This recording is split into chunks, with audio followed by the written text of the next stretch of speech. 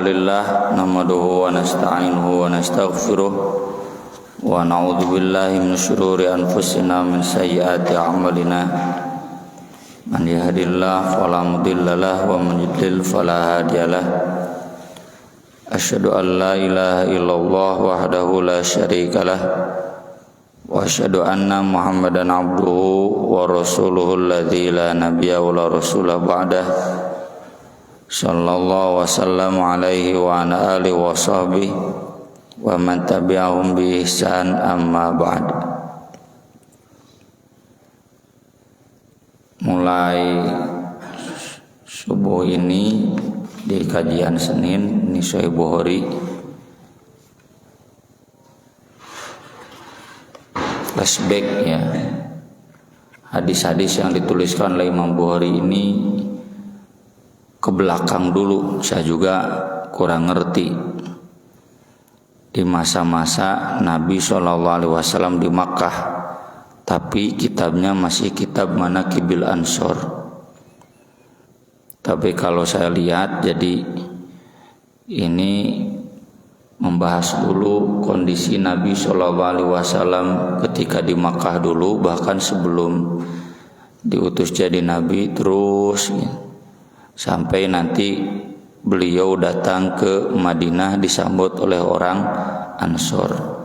Ya, kemungkinan korelasinya demikian. Yang akan kita bahas pada pagi hari ini hadis Zaid bin Amr bin Nufail. Zaid bin Amr bin Nufail ini saudara sepupu Umar bin Khattab. Karena Umar bin Khattab kan namanya Umar bin Al-Khattab bin Nufail, jadi seaki. Zaid bin Amr ini ayah dari sahabat Sa'id bin Zaid, di antara 10 sahabat yang pernah Nabi sabdakan dalam satu waktu mereka semuanya akan masuk surga.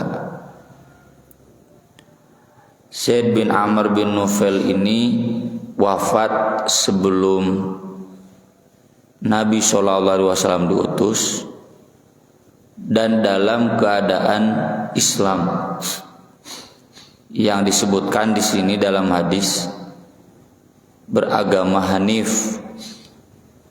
Jadi mungkin di majelis ini saya lupa ya apakah pernah dibahas atau tidak.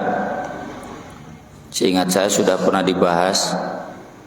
Sebelum Nabi SAW diutus, Nabi SAW itu tidak pernah menyembah berhala, tidak pernah mempersembahkan apapun kepada berhala, tidak pernah minum khamr, judi, semua kemaksiatan. Dan yang seperti beliau itu ada banyak, di antaranya yang pertama masuk Islam Abu Bakar. Dan Zaid bin Amr bin Nufail ini adalah salah satunya. Beliau di masa jahiliyah menolak tradisi jahiliyah.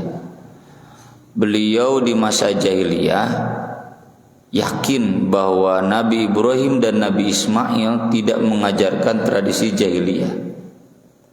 Tapi beliau termasuk Nabi SAW tidak punya akses. Jadi beribadah harus bagaimana? Sampai berkelana ke Syam, karena orang-orang Arab kan biasa ya dagang ke Syam, ke Yaman, dan mereka berinteraksi dengan orang Syam dan orang Yaman, yang dua-duanya, kedua wilayah tersebut basis Kristen dan ada Yahudi. Dan orang-orang Quraisy itu sudah tahu bahwa orang Kristen, orang Yahudi itu menyembah Allah, Tuhan yang sama dengan yang disebutkan oleh orang-orang jahiliyah, Tuhannya Nabi Ibrahim. Kemudian juga ketika berinteraksi dengan orang Kristen di Syam dan Yaman, ada titik poin ya yang sama, yaitu di Ibrahim orang Yahudi juga membicarakan Nabi Ibrahim, orang Kristen juga membicarakan Nabi Ibrahim. Nah, ini bagi mereka termasuk Nabi Muhammad SAW sebelum dijadikan Nabi, diangkat jadi Nabi, itu menjadi bahan renungan, bahan pikiran bahwa ada link yang sama, ya. Ada satu hal yang menghubungkan di antara agama-agama yang sedang ada pada saat itu di daerah Arab, kemudian Syam dan Yaman. Cuma, nah, mereka sudah sampai pada kesimpulan bahwa Allah itu satu, berarti ibadah harus pada Allah saja. Ngan kumaha ibadahna. Hadis-hadisnya di sini disampaikan, Imam Bukhari menulis ada 3, nanti ditambah oleh Ibnu Hajar dari riwayat-riwayat yang lain. Yang pertama dari Abdullah bin Umar, ini berarti Abdullah bin Umar itu alo Zaid bin Amr, karena kan tadi Zaid bin Amr dan Umar bin Khattab itu saudara sepupu, ya, kayak saya dengan Ustadz Rosad gitu. Jadi anak nanti jadi alo, keponakan. Ana Nabiya sallallahu alaihi wasallam laqiya Zaid bin Amr bin Nufail. Ini tentu cerita di masa lalu, sebelum Abdullah bin Umar lahir bahkan kejadiannya. Tapi dapat ceritanya tentu dari Umar bin Khattab, dari Nabi SAW, bahwasanya Nabi SAW dulu pernah bertemu dengan Zaid bin Amr bin Nufail di Asfala Baldah, di daerah Baldah, di bagian bawahnya, di Lebak. Nah, untuk Lebak itu bahasa Indonesia nanya hese, daerah bawah. Qabla an yanzila ala Nabi sallallahu alaihi wasallam al-wahyu, sebelum wahyu turun kepada Nabi sallallahu alaihi wasallam. Faqaddimat ila Nabi sallallahu alaihi wasallam sufrah. Saat itu ada yang menghidangkan kepada Nabi sallallahu alaihi wasallam sufrah. Sufrah teh sembelihan untuk berhala. Fa'aba an ya'kula minha. Nabi enggak mau memakannya. Padahal Nabi saat itu belum jadi Nabi, ya, karena tadi, ya, ini yang disebut dengan fitrah di dalam Quran, bahwa manusia itu dianugerahi fitrah yang jika fitrahnya itu berfungsi, tidak tertutupi oleh kabut-kabut kemusyrikan, dia pasti akan mencari bahwa Allah itu pasti satu dan ibadah harus hanya kepada Allah. Tapi Nabi SAW selama 40 tahun sampai beliau dapat wahyu itu nggak punya jejak harus kemana. Cari ke Yahudi nggak dapat, dan Yahudi udah musyrik. Cari ke Kristen nggak dapat. Cari ke orang tuanya dulu, ya Abu Thalib dan sebagainya, nggak dapat karena malah musyrik semua. Tapi ini Nabi selama 40 tahun termasuk Zaid bin Amr bin Nufail, mereka tetap konsisten, ya, di dalam keyakinannya. Kagambarnya ke orang, disinilah maka sering ayat Al-Quran menyebutkan bahwa kehadiran Rasul dan Quran itu nikmat. Maka fadhkuruni adzkurkum washkuruli wala takfurun. Kudu disyukurkeun ta nikmat Nabi jeung Quran teh dalam wujud kita konsisten dalam Quran dan Sunnah. Dulu orang-orang Quraisy cari petunjuk itu susah nggak dapat, dan memang tuh bisa kumaha urang, ya, nggak dapat cari sampai wafat belum mengalami zaman wahyu ini Zaid bin Amr ini. Jadi mereka konsisten dengan keyakinannya meski di tengah kebingungan. Tak urang mah piraku geus teu bingung, piraku teu konsisten. Kita mah udah jelas geus aya wahyuna, tinggal ngamalkeun, tinggal yakin naon hesena. Orang-orang dulu di zaman Quraisy jahiliyah banyak yang udah tahu Allah itu satu-satunya Tuhan, harus beribadahnya pada Allah, kan kudu kumaha gitu. Maka pilihan dari mereka tidak mengikuti tradisi jahiliyah, meski mereka juga belum tahu harus bagaimana. Nah, itu termasuk Nabi kita Nabi Muhammad SAW sampai tahanus di Gua Hiro itu begitu. Ya, jadi orang-orang bijak dulu yang nggak setuju dengan kemusyrikan itu biasa tahanus, nyorangan di gua, saking ku bingungna. Orang mah bingung teh mikiran duit. Dari orang-orang dulu mah udah mapan, bingung teh mencari kebenaran. Tsumma qala Zaid, kemudian Zaid berkata di samping Nabi, masih jahiliyah ini ya, masa jahiliyah. Inni lastu akulu mimma tadhbahuna ala ansabikum. Saya tidak akan pernah makan apa yang kalian sembelih untuk berhala kalian. Wala aqulu illa ma dzukira smullahi alaihi. Aku tidak akan makan kecuali yang disebut nama Allah, hanya nama Allah untuknya dan diperuntukkan untuk Allah.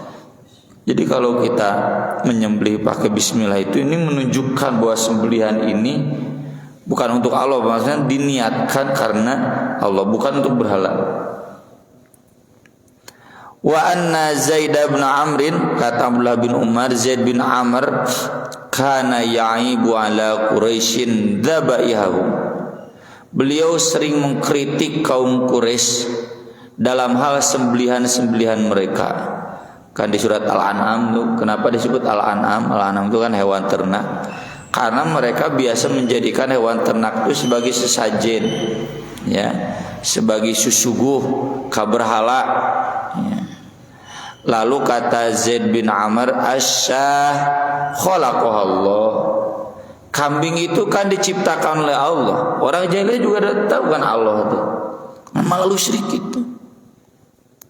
Wa anzalalah minas sama'i ma'an. Allah yang menurunkan air hujan untuk kambing ini, bukan berhala.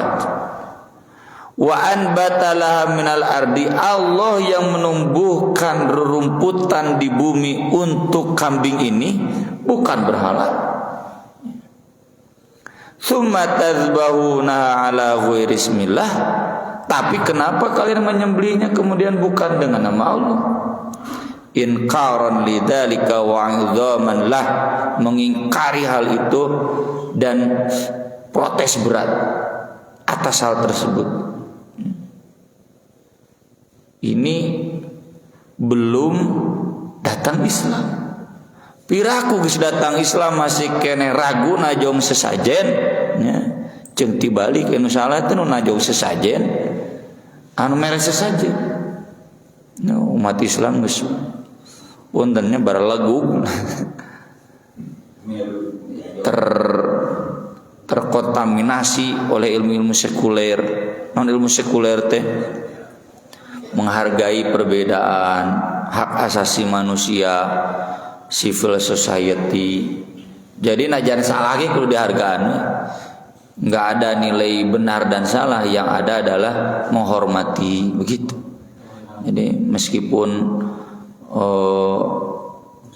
puntennya gubernurna tokoh di satu ormas protes, padahal dulu kiai-kiainya Kiai Haji Hasyim Asy'ari itu galak kan musyrik, ya, galak. Kiai Haji Hasyim Asy'ari, saya belum nonton YouTube-nya kumaha komentar Kusbaha Buya Yahya, biasanya lalempeng ya, kiai-kiai NU nu eta mah. Ya, jadi saya bukan menghina, bukan mengkritik NU-nya. Ada kiai-kiai NU-nya juga pasti kesel ya dengan perbuatan tokoh-tokohnya, lain didukung, ngadon dikritik jeung diteangan ditewak gitu. Kurang ajar. Jadi kagambar ini Zaid bin Amr saja yang belum tahu Islam protes sesajen deh. Urang ngadon-ngadukung. Berarti lebih jahiliyah tibatan jahiliyah. Baheula jahiliyah wa Islam. Ayeuna geus aya Islam, jahiliyah keneh kurang ajar. Kemudian masih dari Ibnu Umar, ya, ini keponakannya menceritakan, anna Zaid bin Amr bin Nufail kharaja ila Syam. Zaid bin Amr bin Nufail keluar menuju Syam, berangkat. Tujuannya bukan dagang, yas'alu 'anid din wa yattabi'uhu, untuk meneliti agama lalu nanti memilih dan nanti diikuti. Falaqiya 'aliman minal yahud, bertemu seorang ulama Yahudi, Rabbi. Fas'alahu 'an dinihim, dialog bagaimana agama Yahudi itu. Lalu kemudian dijelaskan Yahudi itu menyembah Allah. Nabinya Nabi Ibrahim, Nabi Ishaq, yang ngeling dia gitu ya. Wah, ya cenah sarua ya. Nabi Ibrahim, Nabi Ismail, ini Nabi Ishaq. Menyembah kepada Allah, tidak menyembah berhala. Tapi Yahudi juga musyrik. Musyriknya meyakini Allah punya anak lalu mengagungkannya. Inni la'alayya an adina dinakum fakhbirni. Kalau begitu saya harus memeluk agama kalian. Ceritakan agama kalian itu bagaimana. Faqala, tapi kata ulama Yahudi itu, la takunu ala dinina hatta ta'khudha binasibika min ghadabillah. Kamu tidak mungkin menjadi pemeluk agama kami sehingga kamu mendapatkan bagian kamu dari murka Allah. Ini saya telusuri ya semalam sampai tadi, belum dapat nih apa maknanya para ulama, karena hadis ini hanya diriwayatkan oleh Imam Bukhari. Ya, Ibnu Hajar tidak menjelaskan. Saya belum menelusuri kitab-kitab lainnya. Lila apanya hiji hadis teh yang apal dibukaan kitab-kitab teh. Eta mun manggih, mun teu manggih teh. Terus gitu. Waktunya enggak cukup, ya harus mungkin nanti siang dicari lagi. Cuma yang saya pahami sementara, jadi kalau kamu masuk agama kami itu harus seperti orang-orang Yahudi sebelumnya, pernah berbuat dosa lalu dimurkai Allah, nah lalu baru masuk agama kami. Atau maknanya kamu gak mungkin menjadi Yahudi kecuali kamu juga seperti kami, mendapatkan murka Allah kan, al-maghdubi alaihim Yahudi, ya, diabadikan dalam Al-Quran. Qala Zaid, lalu kata Zaid, ma'afiru illa min ghadabillah. Aku kan tidak kabur dari Makkah itu kecuali karena takut muka Allah. Wala ahmilu min ghadabillahi syai'an. Saya enggak mau mendapatkan murka Allah sedikit pun abadan selama-lamanya. Wa anna astati'u, bagaimana mungkin saya kuat menanggung murka Allah. Fal tadulluni ala ghairi. Ada enggak agama lain yang seperti Yahudi? Maka kemudian dia menjawab, ma'alamuhu illa an yakuna hanifan. Aku tidak tahu kecuali harus menjadi hanif. Wa mal hanif, kata Zaid, apa hanif teh? Dinu Ibrahim lam yakun yahudiyan wala nasraniyan wala ya'budu illallah. Itu cek orang Yahudi. Agama Ibrahim bukan Yahudi, bukan Nasrani, tapi murni hanya menyembah Allah. Nah di sini maka kita paham ya ayat-ayat tentang milah Ibrahim, ya. Lalu kritikan kepada Yahudi dan Kristen deh. Karena orang Yahudi Kristennya juga mengakui bahwa mereka sudah menyimpang dari agama Ibrahim. Lalu kenapa mereka tidak memilih agama Ibrahim, hanya menyembah kepada Allah? Akan di Al-Quran sering disebut yashtaru nabi ayatillah samanang qalila. Mereka sudah terjebak dalam kepentingan dunia. Nanti kalau ke Ibrahim moal payu atau mulai ngonang, mulai merek. Jadi sudah terjebak dalam kepentingan dunia. Kemudian Zaid pun pergi, lalu bertemu seorang ulama Nasrani, pendeta, sama menceritakan, dan ini juga pendeta ini gak mungkin kamu beragama Kristen hatta ta'khudha binasibika min la'natillah, kecuali kamu mendapatkan bagian dari laknat Allah. Saya kan cina kabur itu dari Makkah takut dilaknat oleh Allah. Saya nggak mau mendapatkan laknat Allah sedikit pun selamanya, dan bagaimana mungkin saya kuat dilaknat oleh Allah. Ada cina agama lain yang bisa Anda rekomendasikan? Sama ini ulama ya Kristen juga menjawab pendeta ini, ma'alamu illa an yakuna hanifan. Ya udah, kamu menjadi hanif saja. Qala wa mal hanif, naon cenah hanif teh? Dinu Ibrahim lam yakun yahudiyan wala nasraniyan wala ya'budu illallah. Sama jawaban. Orang Kristen pun mengakui bahwa Yahudi dan Kristen itu sudah menyimpang dari agama Ibrahim, hanif, ya. Ibadah hanya kepada Allah, meski tadi belum ketemu bagaimana cara ibadahnya karena udah kehilangan jejak. Ketika Zaid menyimak ucapan-ucapan mereka, penjelasan mereka, fi Ibrahim alaihissalam kharaja, dia pun kemudian pergi. Falamma baraza, ketika sudah keluar, rafa'a yadayhi, dia mengangkat tangannya.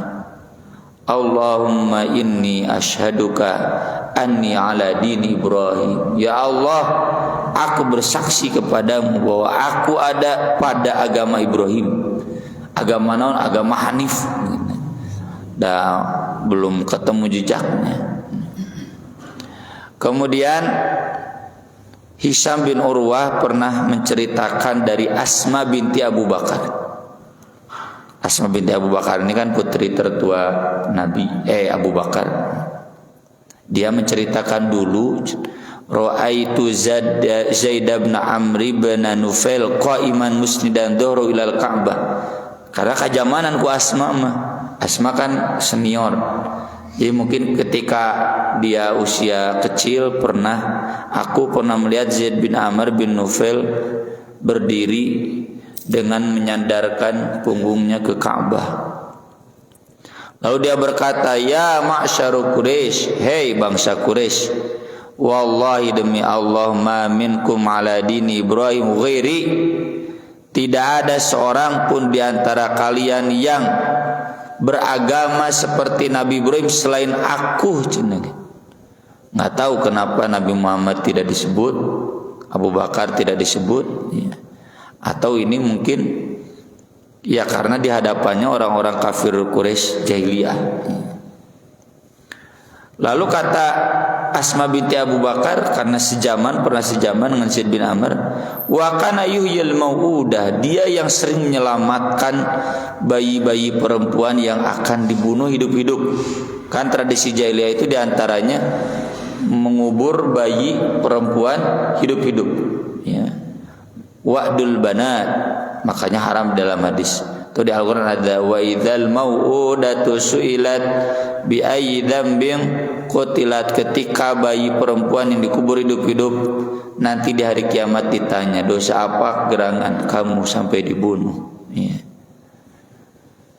Yaqulu lirrajuli idza arada an yaqtula ibnatahu, Zaid bin Amr itu berkata kepada ayah yang ingin membunuh anak perempuannya, la taqtulha, kamu jangan membunuh anak itu, an akfi'a mu'nataha, biar saya yang nanti menanggung makannya.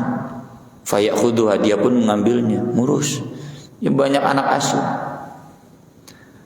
Fa idza tara'ra'at qala li abiha in syi'ta dafa'tuha ilaik wa in syi'ta kafaituka mu'nata. Tapi kalau anak perempuan itu kemudian meronta-ronta menangis, panahu inung bapana, Maka Zaid ngomong ke bapaknya, kalau kamu mau, ini saya serahkan ke kamu. Atau kalau kamu mau, sok urus ke kamu, biar makannya saya nanti yang nyumbang. Itu yang dimaksud membela anak-anak perempuan yang akan dikubur hidup-hidup. Di sini disebutkan tradisi orang jahiliyah membunuh anak perempuan hidup-hidup itu awalnya perang, kan pasti jadi tawanan. Lalu kemudian diurus oleh yang merampasnya, kan perempuan jadi harta rampasan perang, jadi hamba sahaya. Nah, ketika bapaknya sudah punya cukup uang buat menebusnya, ternyata anak perempuan itu tidak memilih bapaknya, malah memilih majikan yang mengangkatnya sebagai hamba sahaya. Nah, mulai dari itu si orang Arab ini, tapi nggak disebutkan siapa namanya karena dongengnya, bersumpah kalau punya anak perempuan mau saya bunuh. Kenapa? Karena menyusahkan. Ya, dalam riwayat lain disebutkan, dalam Al-Quran, awa may yunasya'u fil hilyah wa huwa fil khisami ghairu mubin. Perempuan itu cuma bisa berdandan menghabiskan uang, tapi nggak bisa dibawa berdebat, nggak bisa dibawa perang, nggak bisa dibawa dagang. Makanya orang Arab punya asumsi perempuan itu jadi beban ekonomi. Makanya mereka banyak membunuh anak perempuan, nyusahkeun cenah anak awewe. Bari teu nyadar manehna boga anak teh ti awewe, nya ngaranna ge jahiliyah.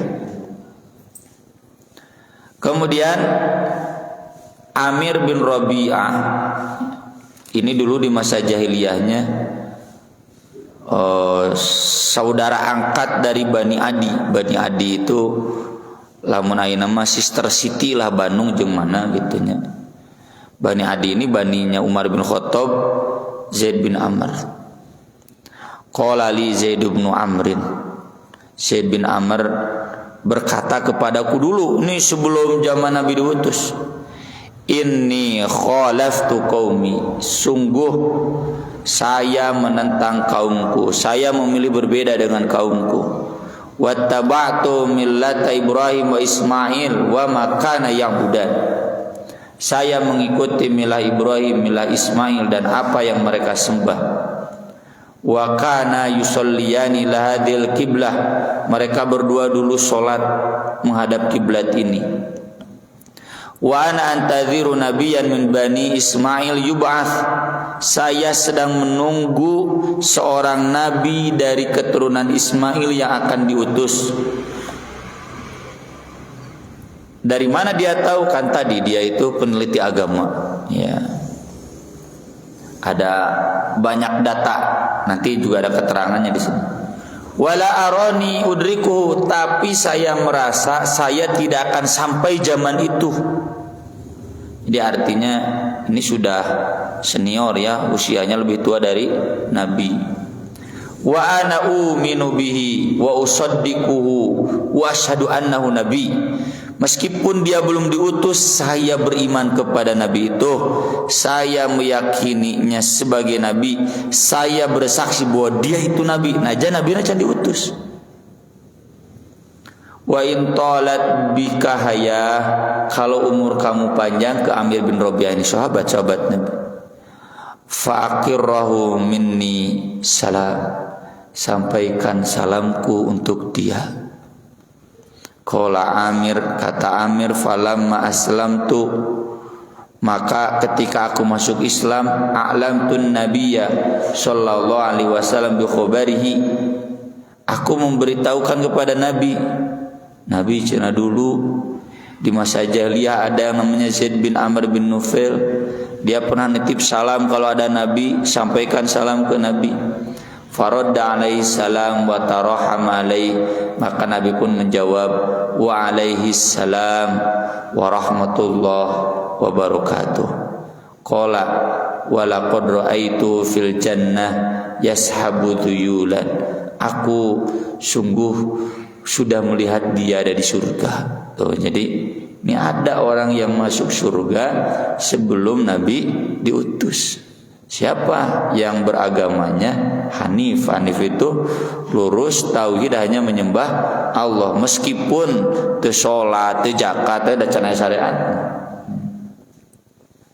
Kemudian dalam riwayat lain disebutkan, ini kata putranya Said bin Zaid, Zaid bin Amr dan Waraqah bin Naufal keluar menuju Syam meneliti agama. Waraqah bin Naufal bapak-bapak tahu ya. Jadi ini berarti seusia. Waraqah bin Naufal itu yang ketika Nabi pulang dari Gua Hiro ketakutan, lalu kata Khadijah, ayo cenah datang ke Waraqah bin Naufal. Karena Waraqah bin Naufal dan Zaid bin Amr ini dari sejak zaman jahiliyah sudah menentang tradisi jahiliyah. Nah, mereka kemudian mencari agama sampai datang ke Syam.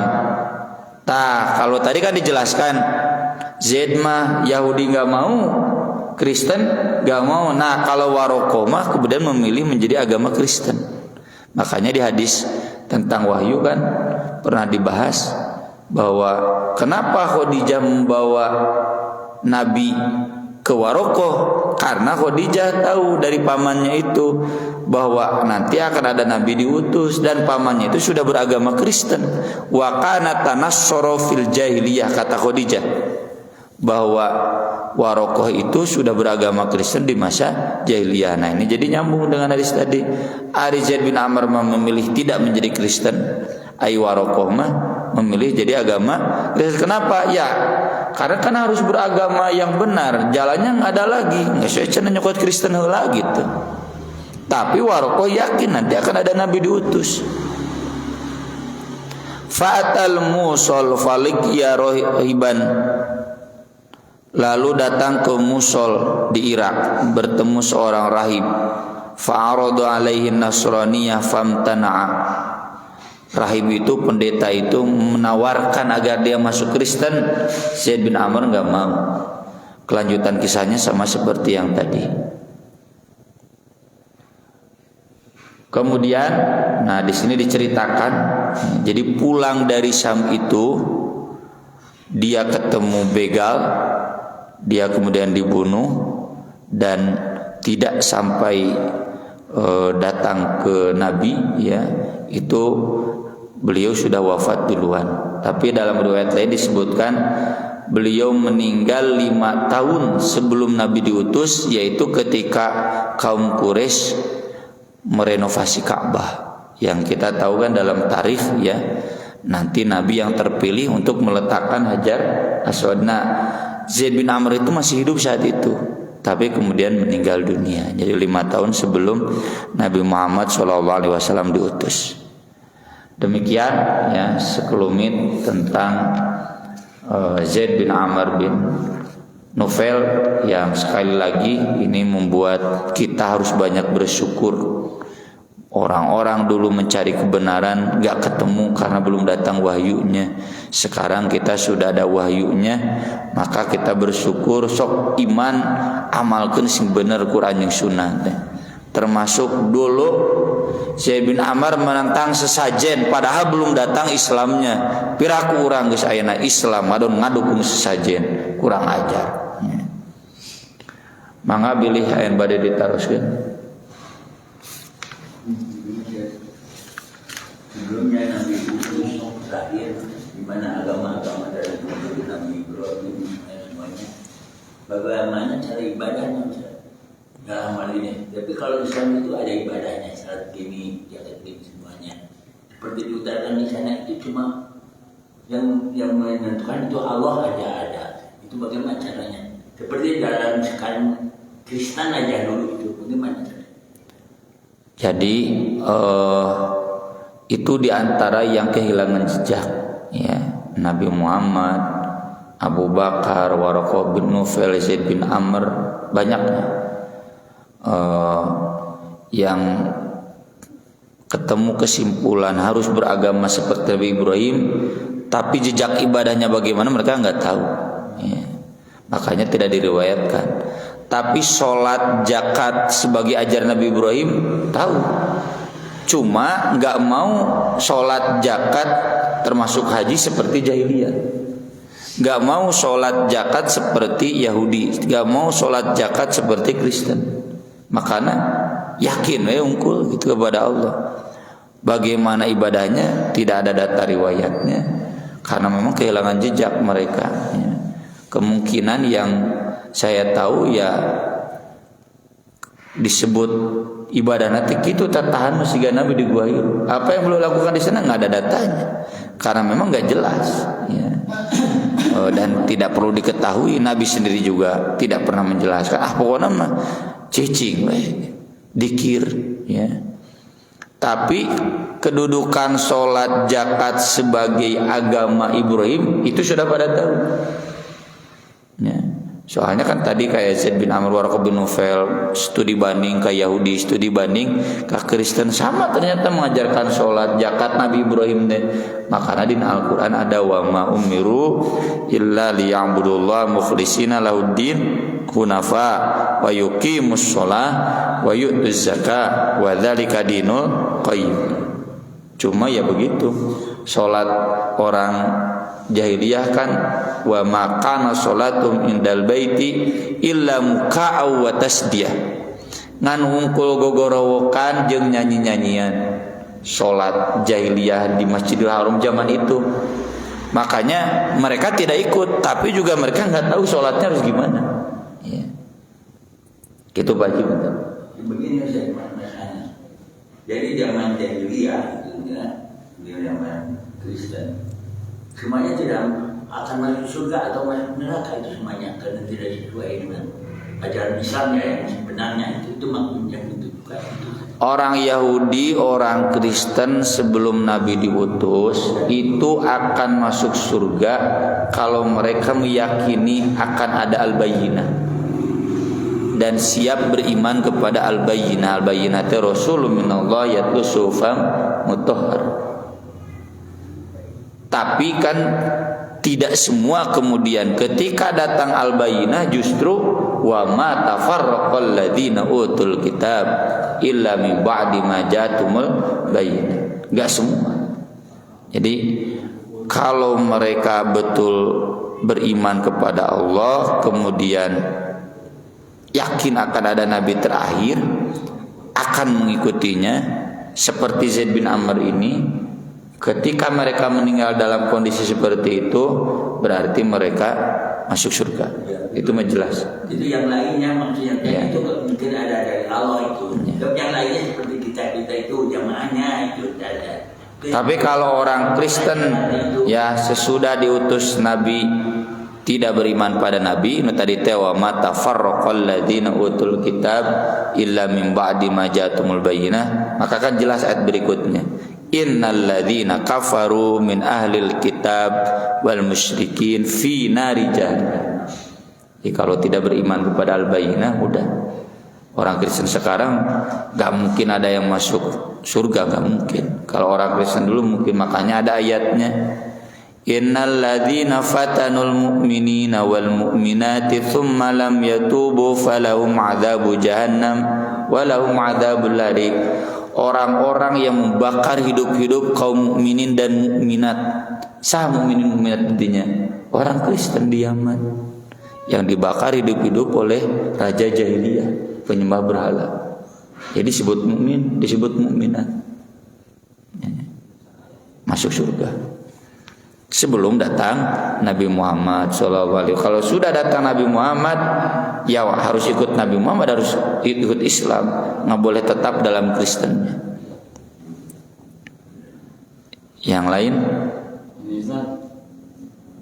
Bukan bagaimana menyikapi nantinya yang melakukan sesajen itu, bukan tingkatan ecek-ecek orang, ada kiainya juga, para pejabat. Nah, mungkin kita bisa karena di kalangan kita jauh ke model gitu, tapi ini bernegara juga sampai melakukan model gitu. Nah, itu kan nggak tahu dia bahwa dia sebagai musyrik, tapi kenapa dia masih melakukan seperti itu? Untuk kita bisa menyikapi atau langsung ngomong simpul itu musyrik, tidak mungkin ini Ustaz. sampai ke tingkat kecil di daerah. Di setiap pengajian atau ada taklim seperti usaha gini, bawa air disimpan di tempat, air minum, aqua. Nah itu tidak termasuk syirik juga udah gitu. Ya, yang pertama itulah yang banyak dicurhatkan ya oleh kader-kader DNU. Ya. Jadi kalau saya interaksi dengan mereka di dunia kampus, sering curhat. Jadi wis lobating anu menyimpang kayak kulobating mah bisa diatur. Ya, susah. Ya matak aya bener nah guru-guru kita di Persis geus tong lobating Persis teh. Lobating bisa diaturna. Ya tapi tentu bukan berarti kita nggak berbicara kualitas ya. Kemarin ketika Muktamar NU juga banyak postingan tulisan-tulisan dari kader-kader muda NU ya yang menyayangkan. Jadi puntennya ieu mah cek mereka lah nya komo cek urang. Jadi di Nahdiyin itu bagaimana tidak bisa dibilang rusak, ilmunya sudah rusak oleh liberalisme ya. Ketua umumnya sekarang itu Gus Dur pisan ya, parah. Dulu kita pernah dengar protes dari umat Islam karena NU mengirimkan utusan ke Israel. Tah ketua umum ayeuna teu dikirim deh. Dia berbicara di Israel tatanan dunia baru. Apa yang dia bicarakan? Israel teh udah diakui saja sebagai negara bukan sebagai penjajah, kan kurang ajar. Soekarno itu gitu ya. Mohon maaf ya. Kemudian taskil-taskilnya kita lihat, wah ya, itu punten. Saya dalam perspektif liberalisme, orang-orang liberal meski ada kiai-kiainya gitu. Saya dulu pernah nanya, lalu kenapa? Jadi di Nahdiyin itu ada budaya tong sok silih carek, tong sok silih geureuh gitu. Budaya Jawa ya. Budaya Jawa yang itu enggak sesuai dengan budaya ahasannya Melayu, budaya Sunda juga kan mungkin ada begitu. Geus tong silih carek. Karena yang penting daik ibadah begitu. Kata teman saya yang dulu ketika S2, S3 ya. Jadi kemudian belum lagi ya tadi. Jadi pemurnian agama di Nahdien itu belum selesai. Kenapa? Karena ada beda mazhab antara yang tradisi itu penting, ya.